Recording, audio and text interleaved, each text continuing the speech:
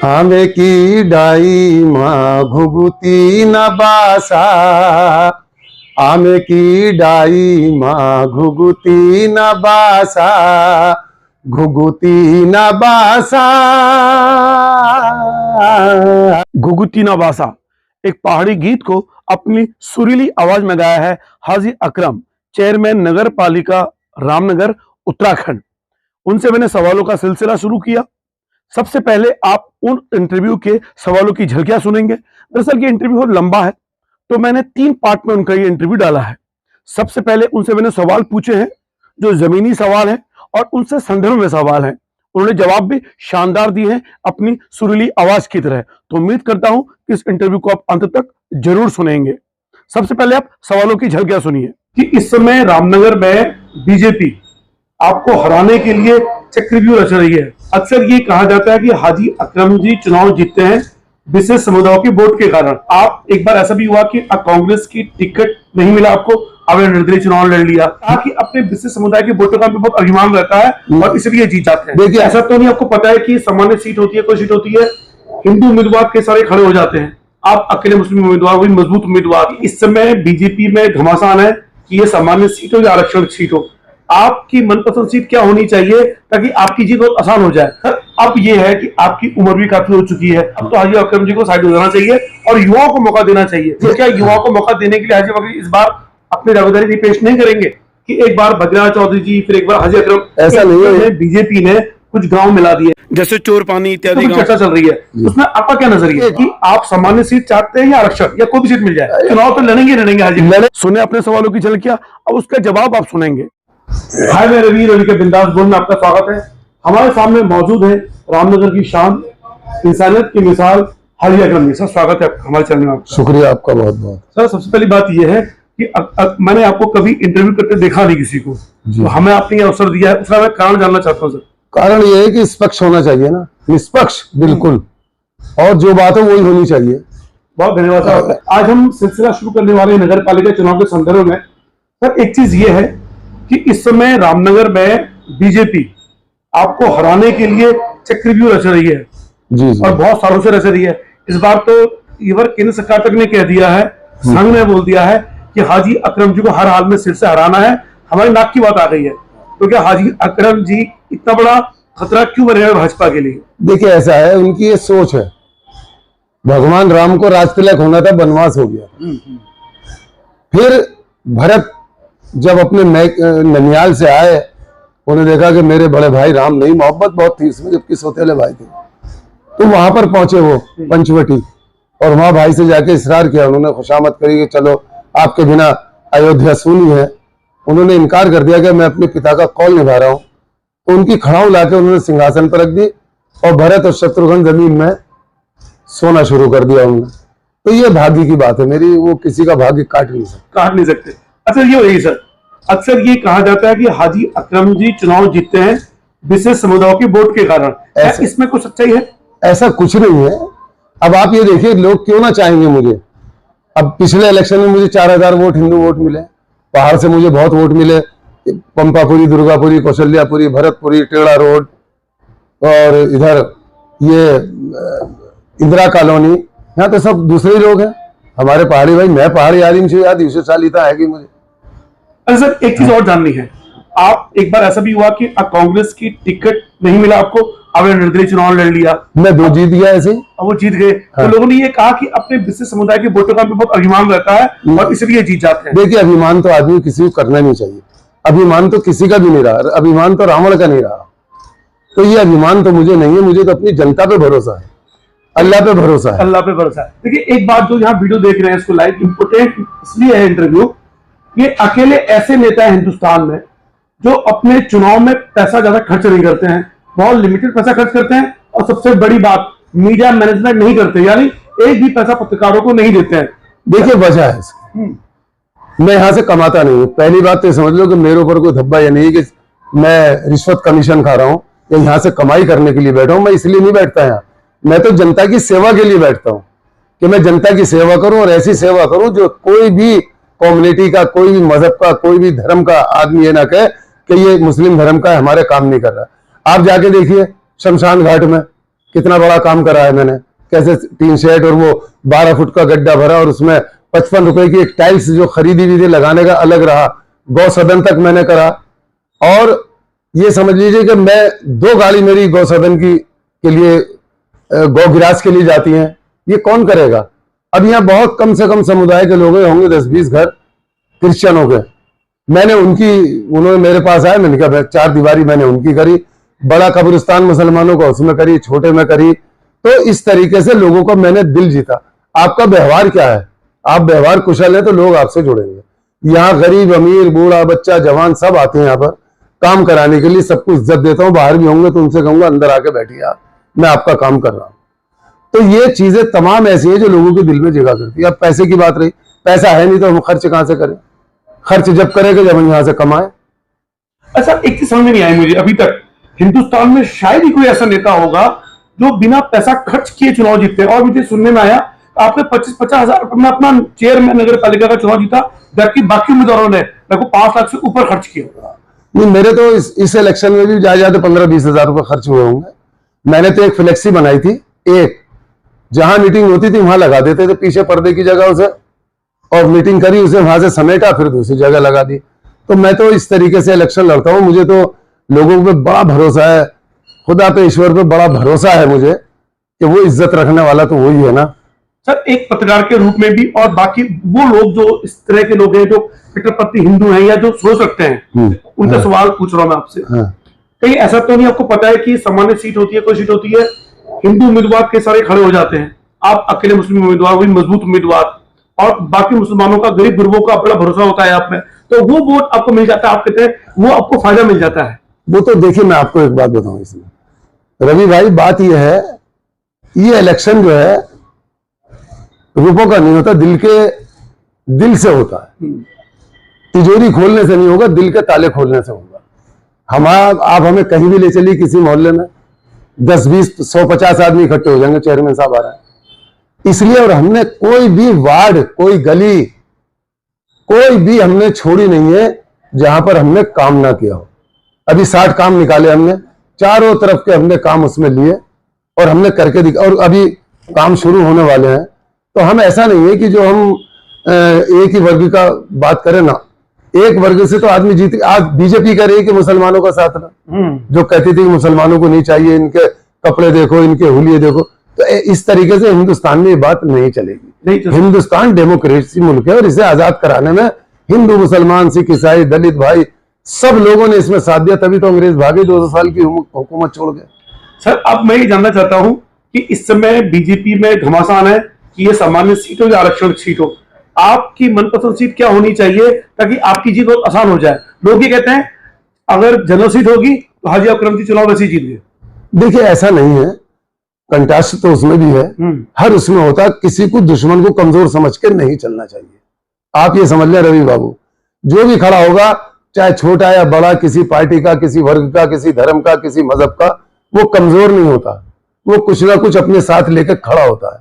हमारी उम्मीदें जो है जनता के साथ हैं, इसलिए है कि जनता को हमने निराश नहीं किया, जनता के हमने काम करे हैं। हमने वो काम किया है कि जो लोग नहीं कर सकते। अभी देखिए 80 फुट पे पानी जा रहा है, ये हमारी कोशिशें थी जो हमने यहाँ पर इतना बड़ा पानी का इंतजाम करा है। परवरदिगार ने हम क्या चीजें ईश्वर के हाथ में है ये। और जगह देखो कितनी क्राइसिस होती। अभी पानी की लाइन तो बिछ गई, पाइप लाइन गैस की आने वाली है बहुत जल्दी, घर घर गैस की लाइन चलेगी, मीटर लगेंगे, जितना खर्च करोगे उतना पेमेंट करना पड़ेगा। सर, अब ये है कि आपकी उम्र भी काफी हो चुकी है, तो कई लोग ये बोलते हैं यार अब तो हाजी अकरम जी को साइड हो जाना चाहिए और युवाओं को मौका देना चाहिए। देखिए, क्या युवाओं को मौका देने के लिए हाजी अकरम इस बार अपनी दावेदारी पेश नहीं करेंगे? सवाल है। मैं तो अभी जवान हूं इसने कह दिया मैं बूढ़ा हो गया। बूढ़ा आदमी दिल से होता है, बूढ़ा आदमी होता है अपने ऐबों से। मुझ में कोई ऐसा ऐब नहीं जो मुझ में बुढ़ापे के लक्षण आए। मैं अभी बिल्कुल जवान हूँ, ताकतवर हूँ, अल्लाह का शुक्र। ये जवाब उन लोगों के लिए है जो चाहते हैं, जो अक्सर ये कहते हैं कि हाजी अकरम बूढ़े हो चुके हैं, उनको युवाओं के लिए दे देना चाहिए। कई बार सर ये भी सवाल उठता है कि पिछली बार चुनाव में भी उठा था कि एक बार भद्रा चौधरी जी, फिर एक बार हाजी अकरम। ऐसा नहीं है एक ही बार जीता, एक बार वो नहीं, ऐसा नहीं है। वो तो एक ही इलेक्शन जीता है जी पूरी जिंदगी में। MLC के हार गए, एमएलए का लड़ाने हम गए थे ठाकर द्वारे, वो हार गए। फिर उनकी बीवी लड़ी थी, वो जीत गई। वो तो एक इलेक्शन लड़ा है, बाकी तो अभी तक तो खुदा का शुक्र है। अच्छा सर, एक बड़ी चल रही है कि इस समय बीजेपी ने कुछ गांव मिला दिए, जैसे चोरपानी इत्यादि गांव, उसमें आपका क्या नजरिया है? देखिए एक बात सुनो, जो लगे हुए गांव हैं, कॉर्बेट नगर, पूंछड़ी, आदर्श नगर, शक्ति नगर, तेलीपुरा, ये तो ले नहीं रहे। ले कौन से रहे हैं? जहां पर 80% बगीचे और खेती की जमीन है, और यहां से 6 किलोमीटर दूर बैठेंगे, ये 200 मीटर पे है। तो वो अब उसमें देखिए नुकसान गांव वालों का क्या है। उनका मनरेगा खत्म, जो वहां पर बीटीसी मेंबर है या ग्राम प्रधान है वो खत्म, और टैक्स उन पर अलग लगेगा। जो आज 1 रुपए में पानी का कनेक्शन करा रहे हैं, फिर 7,000 देने पड़ेंगे। उन लोगों को नुकसान है, और नुकसान हमें भी है कि हमें 20% का तो हाउस टैक्स मिलेगा, हम उसकी मुखालफत करते हैं। ये कोई तरीका नहीं है। अगर आपके हाथ में ताकत है तो आप ताकत से कोई काम नहीं कर सकते। तभी तो मैंने कहा कि बीजेपी आपको हराने के लिए चक्रव्यूह रच रही है। तो उससे क्या हो रहा है? देखिए ऐसा है ना, ये तो हर साल रचते हैं। सर, ये कहा जाता है कि जब कोई गांव नगर पालिका में आते हैं उनको फायदे भी बहुत मिलते हैं, और 10 साल तक वो टैक्स फ्री होते हैं, हाउस टैक्स। तो क्या ये चीज है? देखिए एक बात बताऊंगी, ये बात जो है ये तो उसके लिए है जो निगम बंद है, उन्हें बहलाने के लिए 10 साल तक नहीं लिया जाएगा। उसके बाद तो लिया जाएगा जैसे। तो फिर क्या फायदा? मनरेगा खत्म हो जाएगी। जो बीटीसी मेंबर है या ग्राम प्रधान है या ज्येष्ठ प्रमुख है संजय नेगी साहब, ये तो सब खत्म हो जाएगा। अभी 1.5 साल उनका बाकी है। तो ये इनकी प्लानिंग है, उसके लिए बहुत कुछ है। एकदम नहीं करेंगे तो अदालत मौजूद है, हाई कोर्ट है। आप चाहते हैं कि जो ये अभी प्रस्ताव है, हाँ, ये ना आए, और ये ना होना चाहिए। नहीं, अगर जुड़ना है तो ये शक्तिनगर भी जुड़े, पुछड़ी जुड़े, ये जुड़े। हम तो कह रहे हैं ये ना जुड़े। अच्छा, ये ना जुड़े। क्यों जुड़े? उससे फायदा ही कुछ नहीं है हमें। आपको तो मिलेगा क्या? बीजेपी तो फायदा है ना, उन्हें तो 80% हिंदू वोट बढ़ जाएंगे। एक बात सुन, उनके बढ़ गए तो क्या गांव में नहीं है खड़े होने वाले? चेयरमैनी के लिए वही खड़े होंगे? सोचो, वहां भी तो 2-3 लोग ऐसे होंगे जो खड़े होंगे, तो नहीं कटेंगे क्या? अच्छा सर, अब चीज आप सामान्य सीट चाहते हैं या आरक्षण, या कोई भी सीट मिल जाए? हम तो ये चाह रहे हैं कोई सीट मिल जाए, ऐसा कुछ नहीं है। कोई लेडीज है, कोई भी मिले। हाजी अफगान जी चुनाव जीतने जा रहे हैं। देखिए वो तो अलग बात रही, खुदा का शुक्र है बीवी मेरे घर में अगर लेडीज करते हैं। जर्नल में मैं लड़ सकता हूँ, बैकवर्ड में मैं लड़ सकता हूँ, और अगर ये ज्यादा करेंगे तो मैं तो पहाड़ से अपना वो भी लूंगा, दलित का सर्टिफिकेट। मेरे जो बुजुर्ग थे, मतलब चुनाव तो लड़ेंगे हाजी, लड़ेंगे इंशाल्लाह। अच्छा, ऐसा क्या कारण है कि आपको नगर पालिका चेयरमैन बनना ही बनना है? इसलिए बनना है कि लोगों का काम कर रहा हूँ। मेरा कोई कारोबार नहीं है ये। मेरी एक जो बचपन से मेरी भावनाएं थी कि मैं क्या नाम ले लोगों की सेवा करूं। मैं अस्पताल में 2-3 बार जाता था, अब तो बड़ा अस्पताल हो गया है। मैंने खून बहुत दिया, हर सोशल वर्कर में मैं आगे बढ़ के रहा। तो मैं अब लोगों की सोच क्या है? लोग तो यहाँ बैठ के दिख रहे हैं, रुपया है और ये है और इसे लूटो भागो करो। ये हमारा उसूल नहीं है। हमारा उसूल ये है कि एक एक पैसा जो भी है वो नगर पालिका में लगना चाहिए।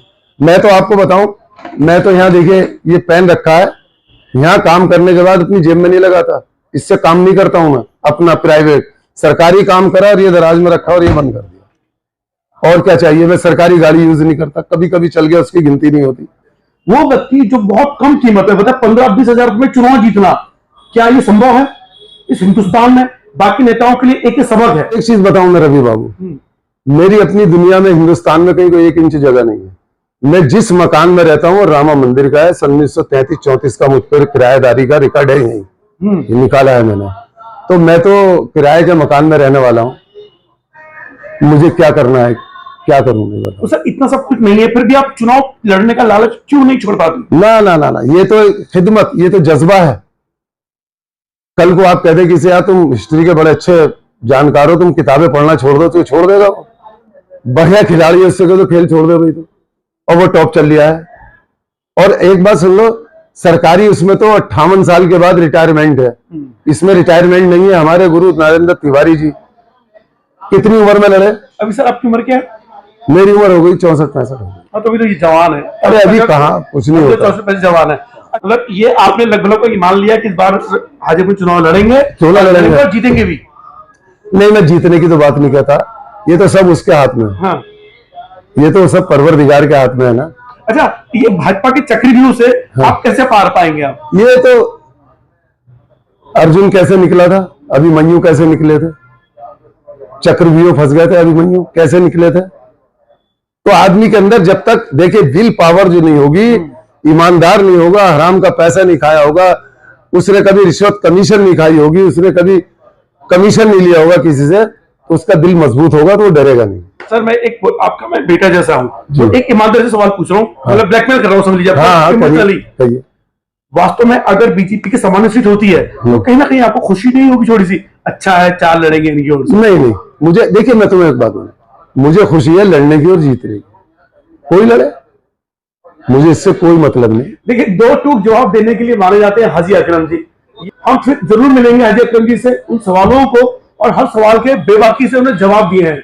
ये है हमारे आदरणीय माननीय रामनगर चेयरमैन हाजी अकरम जी। सर बहुत बहुत धन्यवाद आपका। धन्यवाद और आशीर्वाद देते रहे कि ईमानदारी से पत्रकारिता करते रहो बस। चलिए बहुत बहुत धन्यवाद। और देखिए, ये मेरी ईमानदार पत्रकारिता का सबूत है कि हाजी अकरम जैसे व्यक्ति ने मुझे इंटरव्यू दिया है। मैं देता ही नहीं किसी को, इसको दिया नहीं आपने। बहुत बहुत धन्यवाद, थैंक यू सर। आमे की डाई माँ घुघुती न बासा, आमे की डाई माँ घुघुती न बासा, घुघुती न बासा, आमे की डाई माँ घुघुती न बासा। तेरी घुर घुर सुनी, तेरी घुर घुर सुनी, तेरी घुर घुर सुनी, मैं लगो उदासा, स्वामी मेरो परदेसी, बर्फीलो लद्दाखा, घुघुती न बासा, घुघुती न बासा, घुघुती न बासा। उम्मीद करता हूं कि ये इंटरव्यू आपको पसंद आया होगा। अगले एपिसोड में आप सुनेंगे कि किस कदर उन्होंने रामनगर नगर पालिका में जो कूड़ा घर बन गया है, पहले वो बराब घर था, उसे कूड़ा घर क्यों बनाया, और जो वाल्मीकि समाज है उनको क्या वास्तव में सही पारिश्रमिक मिलता है, और G20 में जो लिए गए थे उन्हें वापस क्यों हटाया गया, उन्हें कम कीमत पे क्यों रखा गया, उन सवालों के जवाब अगले एपिसोड में तीसरे पार्ट में आप देखेंगे। क्या वो रंजीत रावत और हरीश रावत को मिलाने के लिए कुछ करना चाहते हैं? देखिएगा जरूर उस इंटरव्यू को। फिलहाल रवि के बिंदास बोल देखने के लिए शुक्रिया। जय उत्तराखंड, जय रामनगर।